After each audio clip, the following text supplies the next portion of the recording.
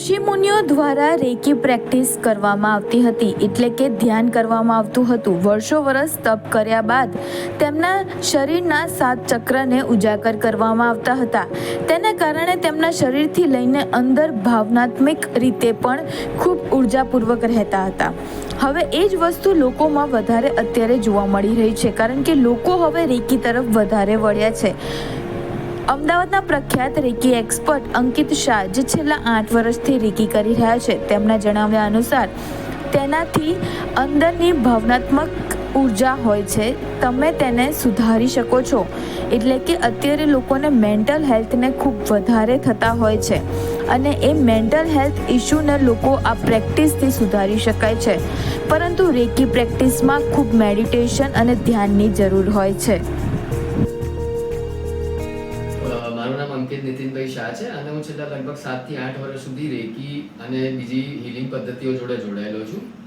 રેકીની આપણે જો વાત કરીએ તો રેકી એક જાપાનીઝ વર્ડ છે, જે 2 પાર્ટમાં ડિવાઈડ થાય છે, રે અને કી. રે એટલે યુનિવર્સ અને કી એટલે એનર્જી. એટલે રેકી બેઝિકલી યુનિવર્સલ એનર્જીનું નામ છે. દરેક વસ્તુ એક એનર્જી કેરી કરે છે, જેમ કે હ્યુમન બીંગ તો કરે જ છે, પણ એનિમલ્સ છે, પ્લાન્ટ્સ છે, કે ઇવન આપણું કોઈ બી મનીનું બોક્સ છે, કે દરેક વસ્તુ એક એનર્જી કેરી કરે છે. એટલે રેકી તમારે કોઈ બી વસ્તુમાં યુટિલાઇઝ તમે કરી શકો છો, જેમ કે ફિઝિકલ તમારે કોઈ ઇશ્યુ છે, મેન્ટલ ઇશ્યુ છે, કોઈ ઇમોશનલ ઇશ્યુ છે, કે તમારે ફાઇનાન્સનો કોઈ ઇશ્યુ છે, ઘરમાં રિલેશનશિપના ઇશ્યુઝ થાય છે, તો એના માટે તમે રેકી યુટિલાઇઝ કરી શકો છો. હાલ તમે જોયું હશે કે રેકીનો ક્રેઝ બી થોડો વધી ગયો છે છેલ્લા 3-4 વર્ષથી શીખવાનો. જેનું કારણ ખાલી એટલું જ છે કે આ દરેક લેવલ ઉપર કામ કરે છે. અને કોરોના ગયા પછી કેવું છે કે લોકોમાં થોડી અવેરનેસ બી આવી છે કે આ બધી વસ્તુ તરફ બી આપણે થોડું વળવું જોઈએ, કારણ કે માઇન્ડ બધું છે ને રેકી તમારી માઇન્ડ મેન્ટલ બોડી છે કે એના ઉપર રેકી વર્ક કરે છે. કારણ કે એવું કહેવામાં આવે છે કે કોઈ બી વસ્તુ તમારા રોગ છે કે કોઈ બી પ્રોબ્લેમ છે તમારા બોડીમાં કે ફિઝિકલી મેનિફેસ્ટ થાય ને એ પહેલા તમારા એનર્જી બોડીમાં આવે છે. તો રેકી જો તમે શીખેલા હો કે રેકી તમે જો પ્રેક્ટિસ કરતા હોય ને, તો એ તમારા એનર્જી બોડીમાં જ તમે એનું હીલિંગ કરી શકો. તો એ કેવું છે કે એ વસ્તુ તમારા સુધી ફિઝિકલી ના આવી શકે, એટલે એ વસ્તુથી તમે બેઝિકલી તમે પ્રોટેક્ટેડ રહી શકો. રેકી શબ્દનો અર્થ થાય છે રહસ્યમય વાતાવરણ, ચમત્કારિક નિશાની. તે જાપાની શબ્દો રે પરથી આવે છે, જેનો અર્થ સાર્વત્રિક, અને કી થાય છે, જેનો અર્થ જીવન ઉર્જા થાય છે. રેકી એ એનર્જી હીલિંગનો પ્રકાર છે. પ્રેક્ટિસ કરનારાઓના મતે જ્યાં શારીરિક ઈજા અથવા તો ભાવનાત્મક પીડા થઈ હોય ત્યાં ઉર્જા શરીરમાં સ્થિર થઈ શકે છે. બીજા બેનિફિટ્સ તમે જો રેકીના ગણો ને તો તમે ફિઝિકલી કોઈ બી મેં જે વાત કરી એ પ્રમાણે જે કોઈ બી ઇશ્યુઝ છે, પછી એન્ઝાયટી છે, સ્ટ્રેસ છે, જે અત્યારે ઘણું બધું વધી ગયું છે, ડિપ્રેશનના કેસીસ એટલા બધા વધી ગયા છે, એના પર બી રેકી બહુ સારી રીતે કામ કરે છે.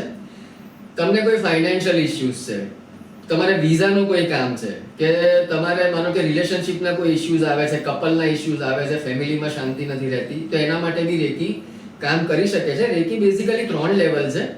ફર્સ્ટ લેવલ જે છે ને એ ટચ થેરાપીથી થાય. ટૂંકમાં તમારે તમારી જાતને ટચ કરી હીલિંગ લેવી પડે જો તમને કોઈ પ્રોબ્લેમ હોય તો, ને કાં તમારે બીજાને આપવી છે તો એને બી ટચ કરીને આપવી પડે. સેકન્ડ લેવલ અને થર્ડ લેવલમાં એવું છે કે તમે ડિસ્ટન્સથી આપી શકો, કે વ્યક્તિ ક્યાંય બી બેઠી છે, અત્યારે અમેરિકા બેઠી છે કે ઓસ્ટ્રેલિયા બેઠી છે, તમે તમારા રૂમમાં બેઠા બેઠા એને રેકી આપી શકો છો. બેઝિકલી જો આધ્યાત્મિકતામાં તમારે આગળ જવું હોય ને તો રેકી એક બેઝ છે, એટલે દરેકે શીખવું જોઈએ.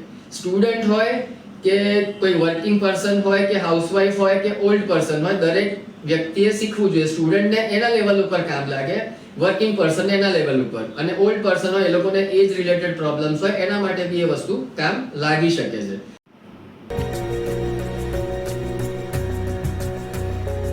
અંકિત શાહનું કહેવું છે કે રેકી કદાચ જો કોઈ ન કરી શકે તો રેકી એક્સપર્ટ જોડે લોકો જાય છે અને તેઓ તેમના હૃદયના ભારને ઉતારવામાં મદદ કરે છે. પરંતુ અંકિત શાહ દ્વારા સલાહ આપવામાં આવી છે કે લોકોએ ફક્ત દરરોજના 10 કે 15 મિનિટ ધ્યાન કરવું જોઈએ, જેનાથી તમામ સમસ્યાઓનો ઉકેલ પણ આવશે અને તેમના જીવનમાં તેઓ ઉર્જાપૂર્વક રહેશે.